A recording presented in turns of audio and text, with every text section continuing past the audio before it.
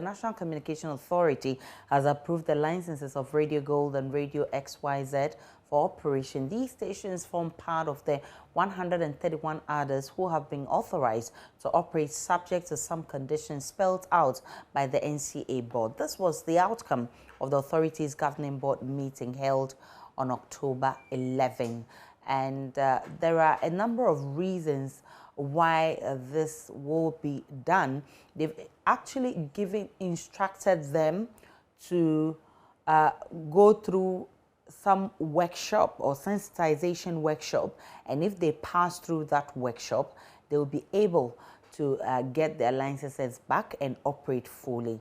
Let's have a conversation about this, because people don't know whether this is good news or bad news. And joining me for this conversation is Andrew Dansoa Henkra. He's the president of the Ghana Independent Broadcasters Association. Also from Parliament is ABA Fuseni, who is a ranking member on the Communication Committee of Parliament. I'm grateful, gentlemen, for your time. All right, let me start with you, Mr. Dansoa Henkra. So 131 stations, including Radio Gold, XYZ, and a host of others have received their licenses approved, but that is based on some conditions set out by the NCA. What do you call this? Good or bad news?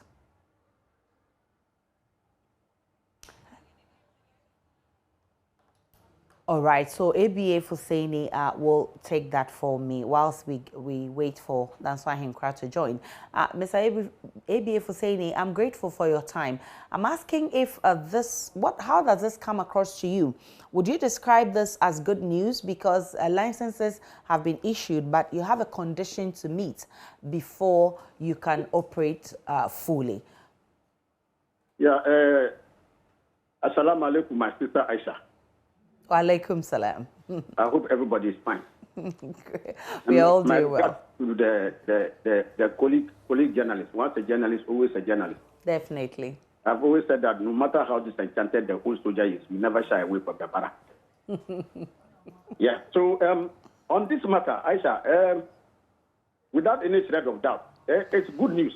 Even though deleted as it may be, we wish this had happened earlier. And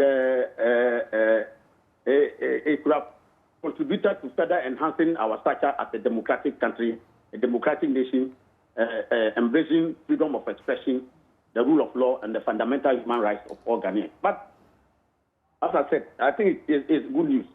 Let me first and foremost pay compliment to the Communications Committee of Parliament. I can tell you without any shred of doubt, that if there has been one body that has contributed substantially to arriving at where we are today, it's the Communications Committee of Parliament. Indeed, when the radio stations were closed, the committee received petitions from a number of affected radio stations. And so it was under the aegis of the committee that we engaged the Ministry of Communications, headed by Honorable Oslawusu, and then the National Communication Authority, as well as other stakeholders. Indeed, some of the radio stations, including Radio Gold, XYZ, Mantambo, and others, they brought petitions before the House. And Mr. Speaker referred those ones to the committee, and the committee accordingly took up those matters and convened a meeting. Indeed, we convened a meeting of the Honorable Minister Oslawusu, and she came with the NCA and East-Top hierarchy, including the Director General and all the technical staff and others of the NCA. They were all present in Parliament. Initially, the initial hiccup we faced was that Radio Gold, XYZ, and others had taken the matter to court. And because it was pending before the court of law, the ministers indicated that her hands were tied. So following those revelations, we went into another meeting and persuaded Radio Gold, XYZ, and others to withdraw the case from court, so that under the aegis of the committee, we could go for a settlement. They obliged the committee's plea. We do the case, and we also took concessions from the ministry that once the withdrawal was done, fresh application will be submitted, and they will be considered as such, and frequencies restored to them. So following those kinds of interventions, we got the work started. And actually, Radio Gold withdrew, submitted a press application as well as XYZ. And then the process commenced. Indeed, they got acknowledgement from the NCA that the application submitted has been formally taken on board and that it will be considered. So it was as a result of that that the work began. And then, unfortunately, what also slowed this down was the dissolution of the board and the delay in the constitution of the new board. Hello? Hello? Yes, you are still on. So what happened was that it went on up to a point where the boards were reconstituted. And in fact, this new board, when they took office, their first meeting at which this board was convened to deal with issues of the NCA, this matter was brought before it, and expeditiously, they have considered it and given approval, and all those other radio stations have been restored. So I want to say without any threat of doubt that a number of stakeholders, starting on the committee from Honorable Kennedy Japan, he was the first chairman at the time this matter came up, and I was the ranking member. I'm sure all of us put our heads together. I as ranking member, nudged the issue, and he, as chairman, authorized that the matter should be dealt with. A committee meeting was called, and the committee as a whole sanctioned it. And then when he left, Honorable Oparasa, former member of parliament, also took up. And we followed the matter through, and the committee was abreast with it and followed it through. Had constant consultations with the Honorable Minister, Honorable Oslawusu, and the Director General of the NCA. And I want to commend all of them that it has been a partnership that has worked to ensure that the freedom of expression guaranteed in our Constitution has been further enhanced with the inclusion of these bodies that were taken up. Hitherto, of course, the people had the right to read some political motives because they knew that Radio Gold, XYZ, and others were critical of government. And in the run-up to process elections, if these things happen like that, anybody reading the political atmosphere would have no doubt read some political motives into it. And so, yes, that happened, especially so when people could point to allegations that some radio stations were also not fully compliant, but, you know, they were allowed to function. All right. So I said, let me rest on. I want to make the point that even as you may read it on the deficit side of some other motives being read into it, I must say unequivocally that some of the radio stations, including Radio Gold and XYZ, also had a deficit on their side. They were supposed to make good their obligations in respect of paying frequency yearly. Okay. A lot of which had not been done. Okay. And so you recognize that even when they went to the Electronic Communications Tribunal, the tribunal ruled that their failure to even meet those obligations meant that they had ceased operating on those frequencies. Okay. And so the fines that the NCA had imposed on them were ruled as null and void because they did not exist in the first place. Okay. And so I must say without any doubt that the radio stations also had certain obligations they had fallen short of. And that is what created the situation on both sides. Right. So this is the statement that was issued by the NCA. It indicated that the beneficiaries include new applications from entities whose FM radio stations were closed down after the 2017 FM audit, as well as existing stations which applied for renewal of the expired FM radio broadcasting authorizations. In May 2019, and just as Saeed Fuseni alluded to, the NCA shut down Radio Gold, Radio XYZ, both based in Accra. Officials of the NCA stormed the premises of the station with armed security personnel while they were on air and ordered their immediate closure. They were then handed letters detailing the reason behind the order while asking them to reapply for licenses if they wished to operate as frequency modulation radio stations. And in 2 years down the line, the authority says it is ready to grant them broadcasting authorization, but subject to applicants attending a sensitization workshop on terms and conditions of FM radio broadcast authorizations. And in that statement, it's explained that the provisional authorization shall be issued to the successful applicants at the end of the workshop, and frequencies shall be assigned to applicants only upon the fulfillment of the conditions of the provisional authorization. So one will say, don't jubilate yet. Now, Andrew Danswa Ahenkra, who is president of GEBA, has joined us for this conversation. Mr. Ahenkra, what does this mean to these radio stations? All right, so thank you, Aisha. The name is Danswa Ahenkra, and I am the outgoing president of GEBA.